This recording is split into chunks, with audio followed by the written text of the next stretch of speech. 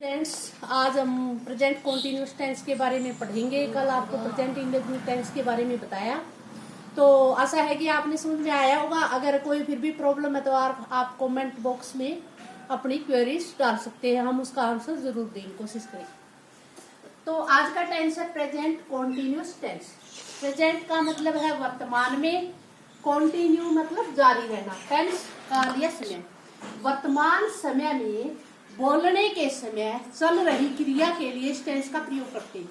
जैसे मैं आपको टेंस पढ़ा रही हूँ, अब फिलहाल मैं जो आपको पढ़ा रही हूँ उस क्रिया के लिए इस टेंस का प्रयोग होता है। इसमें कोई भी टेंस में हम तीन चीजों की जरूरत होती है: पहचान, वर्ब की फॉर्म, हेल्पिंग वर्ब।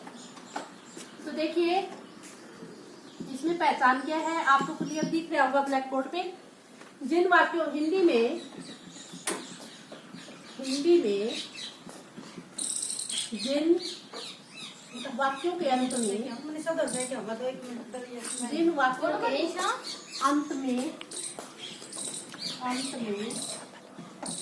रहा है, रहे हैं,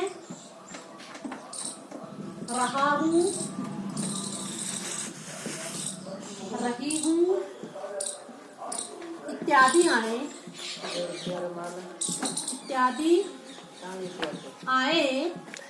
उन्हें प्रेजेंट कॉन्टिन्यूअस टेंस के वाक्य कहते हैं। ठीक है, पहले हमें पहचान का पता होना चाहिए। हिंदी में जिन वाक्यों के अंत में रहा है, रहे हैं, रहा हूँ, रही हूँ इत्यादि आए, उन्हें प्रेजेंट कॉन्टिन्यूअस टेंस के वाक्य कहते हैं। ऐसे वाक्यों में वर्ब की फर्स्ट फॉर्म प्लस में आईएनजी लगती है। फर्स्ट फॉर्म प्लस में आईएनजी से बनता है रहा। क्या बनता है इससे? रहा, रहा, रहे, रही। और हेल्पिंग वर्ब इसमें आएगी।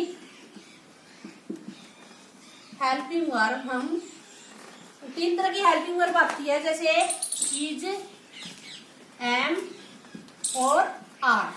अब आपके मन में प्रश्न होगा कि भी कहाँ हमने इज लगानी है, कहाँ एम लगाना है, कहाँ आर लगाना है।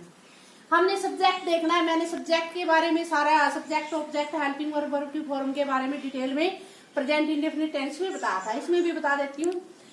जैसे कोई सेंटेंस है तो उसमें अगर हमारा सब्जेक्ट सिंगुलर है,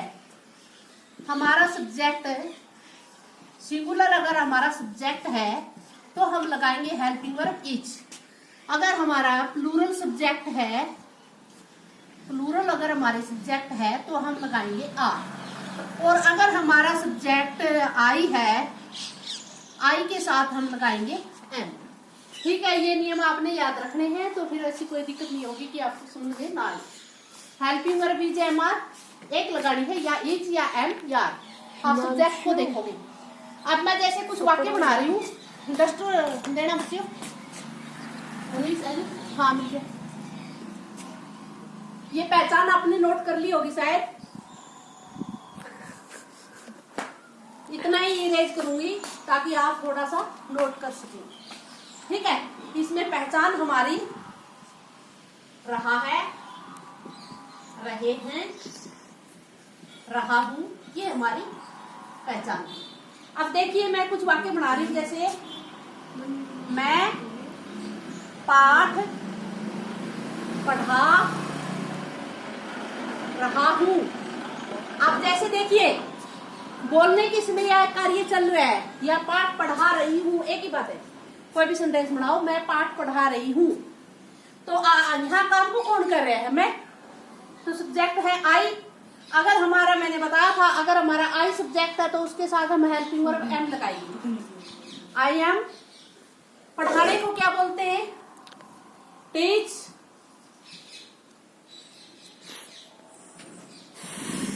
टीच में फर्स्ट फॉर्म में हम आईएनजी लगाएंगे। टीचिंग, क्या पढ़ा रही हूं मैं? पाठ। I am teaching the lesson. कोई पार्टिकुलर पाठ पढ़ा रही हूँ, इसलिए मैंने इसको द लगाया लेसन के साथ। अब यहाँ देखिए, I am teaching the lesson, मैं पाठ पढ़ा रही हूँ। हमने सबसे पहले देखा है इसमें पहचान हिंदी में ऐसा वाक्य हो, उसको इंग्लिश में ट्रांसलेशन करना हो तो कैसे करोगे? यहाँ रहा है, रहे हैं, रही हूँ इत्यादि मिले तो समझो प्रेजेंट कॉन्टिन्यूअस टेंस का वाक्य।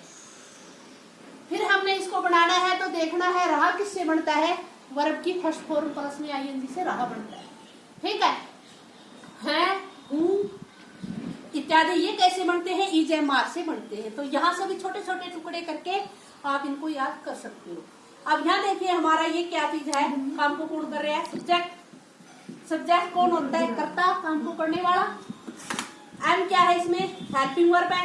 ये क्या है, हाँ वर्ब की फर्स्ट फॉर्म प्लस में आईएनजी।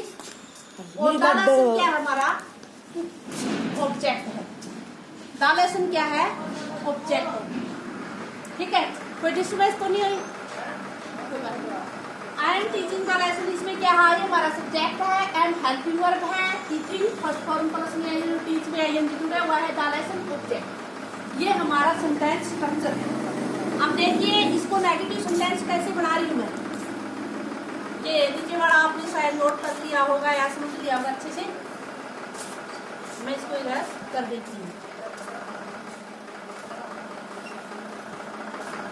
हाँ, अब देखिए कोई भी नेगेटिव सेंटेंस बनाते समय हमने हेल्पिंग वर्ब के बाद सिर्फ नोट ही लगाना है। सिंपल सेंटेंस को नेगेटिव बनाते हैं। ये हमारा सिंपल सेंटेंस है। जैसे हेल्पिंग वर्ब एम है, I am teaching the lesson, simple sentence है। इसको नेगेटिव बनाएंगे भी, मैं पाठ नहीं पढ़ा रही हूँ। तो क्या करेंगे, आई एम सब्जेक्ट लिखो, हेल्पिंग वर्ब, उसके बाद नोट लिखो, I am note teaching the lesson. ठीक है, ये हमारा नेगेटिव सेंटेंस बन गया। अब अगर हमने इसको इंटरोगेटिव सेंटेंस बनाना हो सीधे वाक्य को, तो हमने क्या करना है, हेल्पिंग वर्ब जो भी उस टेंस में लगती है उसको वाक्य के शुरू में लगा देंगे। अब यहाँ से देखो, I am teaching the lesson को इंटरोगेटिव बनाओ तो कैसे बनाओ, हेल्पिंग वर्ब को उठा लो वाक्य के स्टार्टिंग में, एम फिर subject I teaching the lesson, अंत में साइन ऑफ इंटरोगेशन लगा देंगे। यहाँ देखिए आई हमेशा अकेला जहां भी आएगा बड़ा अक्षर ही आएगा। Am I teaching the lesson, helping verb subject first form plus में आएंगी, द लेसन ऑब्जेक्ट। अब हमने जैसे नेगेटिव का इंटरोगेटिव बनाना हो तो कैसे बनाएंगे, बोलिए मानसून।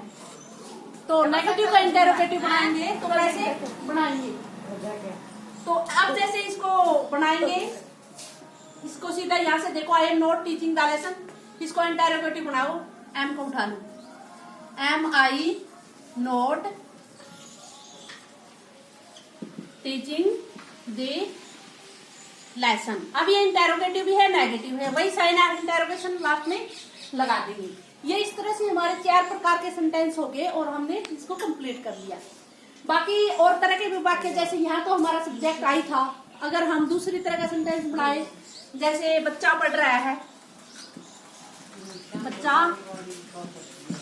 पढ़ रहा है, इसको बनाएं। अब काम को कौन कर रहा है, बच्चा। बच्चे को क्या लिखेंगे हम, चाइल्ड, सब्जेक्ट लिख लिया। पढ़ने को क्या बोलते हैं, रीड।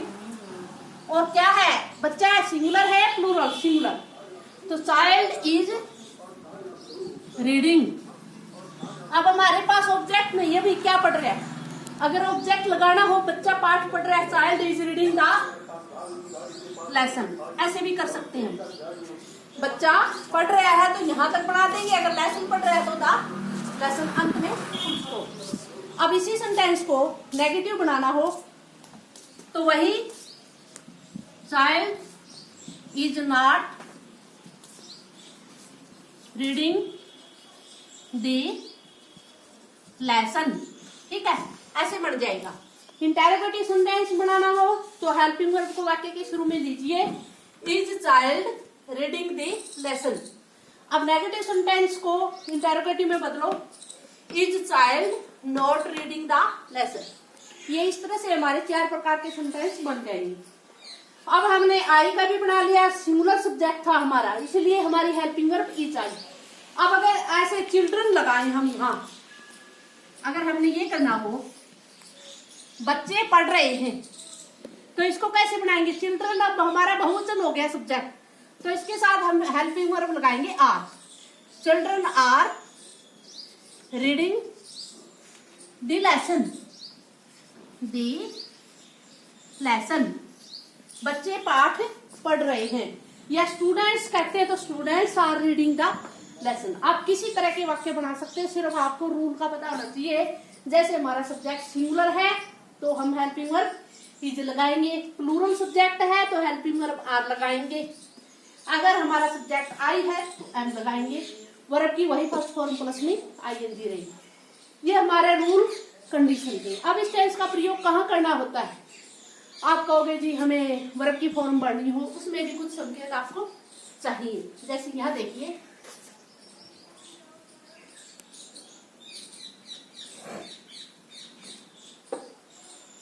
आप बोलोगे जी हमें कैसे पता चले कि भी इसका कैसे प्रयोग करना है?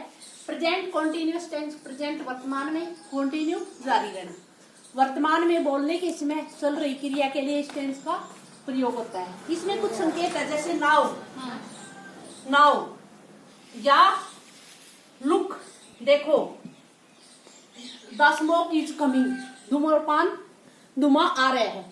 तो हम कोई सबूत दिखा रहे हैं, लुक से दिखा रहे हैं, स्पेशल आपको सबूत सामने दिया जा रहा है उस टाइम जो घटना घट रही है, या नाउ, अब यानी फिलहाल बोलने की इसमें क्रिया चल रही है। ऐसे कुछ संकेत मिलेंगे हमें सेंटेंस में, तो हमने वहां वर्ब की फर्स्ट फॉर्म प्लस में आईएनजी और हेल्पिंग वर्ब बीजेएमआर डाल देनी।